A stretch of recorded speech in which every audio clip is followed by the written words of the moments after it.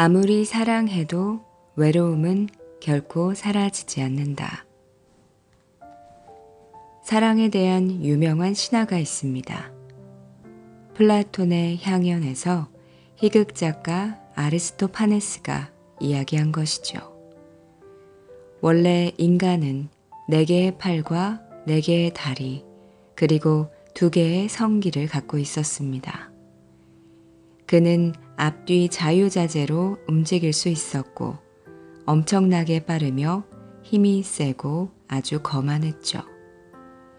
결국 그는 막강한 힘으로 신을 위협하기에 이르렀고 이에 분노한 제우스는 그를 둘로 갈라놓았습니다. 그때부터 인간은 자신의 반쪽을 찾아 헤매게 되었다는 거죠. 이 신화에 따르면 사랑은 자신의 잃어버린 반쪽을 찾아 다시 완벽한 하나로 합치되려는 열망입니다. 그런데 인간의 탄생과 성장 과정을 살펴보면 이 신화가 보여주는 통찰이 굉장히 놀랍습니다. 우리는 모두 엄마의 뱃속이라는 완벽한 세상에서 탄생합니다. 뱃속의 아이는 추위도 더위도 배고픔도 모른 채 편안히 자라죠. 그러나 태어나는 순간부터 시련이 시작됩니다. 세상은 춥고 배고프고 불편한 것 투성입니다. 무언가가 필요하거나 어디가 아프면 울어서라도 도움을 요청해야 합니다. 그러다가 생후 6개월쯤 돼서 비로소 아기는 엄마와 자신이 분리된 몸이라는 사실을 깨닫고 우울해집니다. 바로 이때가 인간이 우울을 경험하는 최초의 시기죠. 엄마의 배 안이라는 완벽한 세계로부터 떨어져 나온 인간이 다시 완벽해지기를 꿈꾸는 것. 그것이 한낱 꿈에 불과할지라도 완전했던 과거를 죽을 때까지 그리워하는 것. 이것이 바로 아리스토파네스가 말한 사랑이라는 감정의 본질입니다. 그런 점에서 사랑은 인간의 숙명인지도 모르죠. 그런데 참으로 고약한 숙명입니다. 살아있는 내내 잃어버린 반쪽을 찾고 싶어 하지만 그 반쪽을 찾아서 온전히 하나가 되기는 불가능하기 때문입니다. 아무리 완벽한 상대를 만나도 그와 나는 서로 다른 사람일 뿐입니다. 그가 과거의 나를 품어주었던 내 엄마의 자궁이 되어줄 리는 만무하니까요. 그래서 사랑할수록 우리는 외로워집니다. 그와 내가 한 몸이 될 수 없다는 명징성 때문에 더욱 몸서리 쳐지는 외로움이죠. 하나가 되려고 노력할수록 더욱더 멀어지는 게 사랑입니다. 그러므로 외로움을 사랑의 한 조각으로 받아들여야 합니다. 아무리 사랑해도 외로움을 해소할 수 없습니다. 그런데도 사랑하면 외롭지 않아야 한다는 믿음을 가지고 그와 그녀와 하나가 되기를 꿈꾸게 되면 오히려 상대와 더욱 멀어지는 역효과가 나타납니다. 제가 상담실에서 만난 많은 이들이 사랑 앞에서 가장 당황할 때가 언제인지 아시나요? 바로 헌신할수록 그 사람과 멀어지는 상황입니다. 일이나 공부는 노력할수록 더 좋은 성과가 나는데 사랑에 있어서만큼은 헌신하는 사람이 더욱 불행해지고 많은 이상한 일이 벌어집니다. 그럴 때 그들은 상대에게 더욱더 희생하는 방법으로 관계를 개선하려고 애쓰죠. 하지만 그런 노력은 어김없이 이별이라는 결과로 이어지곤 합니다. 흔히 사람들이 사랑이라고 오해하는 3가지가 있습니다. 하나는 바로 희생을 사랑으로 착각하는 것이죠. 더 많이 희생할수록 더 많이 사랑한다고 생각합니다.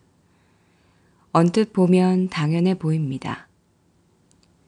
부모가 자녀를 위해 하고 싶은 일을 미루고 연인들이 서로를 위해 욕망을 누르고 헌신하는 것도 희생이라고 볼 수 있으니까요. 그러나 그 희생이 상대를 위한 것이 아니라면 어떨까요? 희생을 가장한 자기 충족에 지나지 않는다면 말입니다. 어느 날 성년이 된 두 자녀와 함께 살며 생활비와 용돈을 모두 대주는 한 아버지가 찾아왔습니다. 그는 은퇴할 나이에도 아이들을 돌보기 위해서 열심히 일해야 하는 자신의 처지를 한탄했죠. 하지만 그의 지원이 있었기 때문에 아이들은 독립하려고 시도조차 하지 않았습니다. 이제 자녀들에 대한 경제적인 지원을 끊어도 된다는 제 말에 그는 정색하며 말했습니다. 아이들을 어떻게 몰라라 할 수 있습니까? 자식을 사랑하는 아버지라면 그럴 순 없죠. 부모의 희생은 당연한 겁니다. 하지만 그 희생의 이면에는 이기적인 심리가 숨어 있습니다. 그는 좋은 아버지, 훌륭한 가장이라는 이미지를 잃고 싶지 않았어요. 그래서 굳이 힘들게 돈을 벌어가며 자식들의 성장에 도움도 안 되는 경제적인 지원을 계속하고 있었습니다. 희생만이 사랑이 아닙니다. 자신의 감정과 욕구와 기대치를 표현하는 것도 사랑입니다. 특히 그것이 상대를 성장하게 한다면 더욱 그렇죠. 우리는 소중한 사람을 위해서 무언가를 해주는데 보람과 자부심을 느낍니다. 그런 기회를 마다하지 않고 기꺼이 받아들이죠. 그러니 희생하려는 버릇이 있다면 상대에게도 베풀 수 있는 기회를 주세요. 서로가 가진 진정한 욕구를 나누고 그것이 받아들여지는 경험은 사랑을 매우 돈독하게 합니다. 두 번째는 의존을 사랑으로 오해하는 경우입니다. 연인과 헤어지고 나서 슬퍼하며 이렇게 말하는 사람들이 있습니다.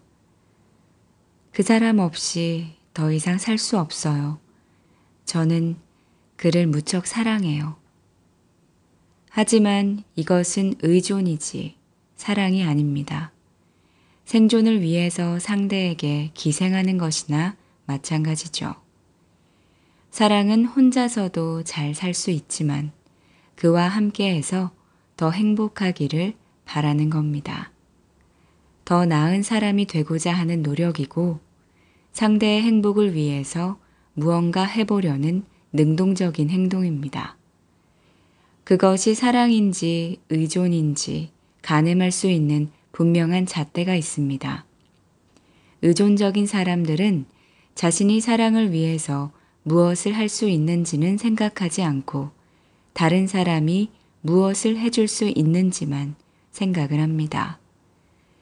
그래서 상대가 나를 즐겁게 해주고 행복하게 해주기만을 기대하죠. 만약 그렇지 못하다면 사랑이 식었다며 또 다른 사랑을 찾아 나섭니다. 이별 앞에서 극히 슬퍼하다가 다음날 다른 사람과 웃으며 데이트를 하는 시기죠. 사랑은 독립적인 두 사람 사이에서만 가능합니다. 반대로 의존은 결핍을 채우려는 것으로 받는 것을 추구하며 결과적으로는 어린아이 같은 상태를 지속하게 만듭니다. 세 번째는 느낌을 사랑으로 오해하는 경우입니다. 스스로도 어떻게 할 수 없는 강렬한 느낌에 이끌려 운명처럼 사랑에 빠지는 경우, 이런 오해를 하기 쉽습니다. 느낌을 사랑이라고 오해하는 사람들은 만남 초기에 격렬한 느낌이 사라지면 사랑이 식어버렸다고 생각해서 섣부른 이별을 선택하게 되죠. 하지만 느낌은 사랑의 일부일 뿐입니다. 사랑의 요체라고 보기는 어렵죠. 만약 느낌만이 사랑이라면 부부가 오랜 세월 해로할 일이 없겠죠. 처음에 서로를 사로잡았던 매력과 감정이 사라져도 의지를 바탕으로 관계에 헌신할 수 있습니다. 감사하고 배려하고 노력하는 태도로 서로를 존중하는 것이야말로 사랑을 오래도록 유지하는 비결입니다. 우리가 받고 싶은 사랑은 어떤 것일까요? 내 부족함을 일일이 지적하거나 잔소리하지 않고 곁에서 묵묵히 응원하고 지켜봐 주는 것. 내 감정과 생각이 살아온 세월에서 비롯된 것임을 인정하고 있는 그대로 끌어안아 주는 것. 그럼으로써 내가 자발적으로 더 나은 사람이 되고자 애쓰게 하는 것. 이것이 우리가 받고 싶은 사랑이 아닌가요? 그렇다면 상대에게도 그런 사랑을 주세요. 함부로 그 사람의 영역을 침범하지 않고 예의를 갖추며 따뜻한 눈길로 지켜봐 주고 기다려 주는 것이 바로 사랑입니다.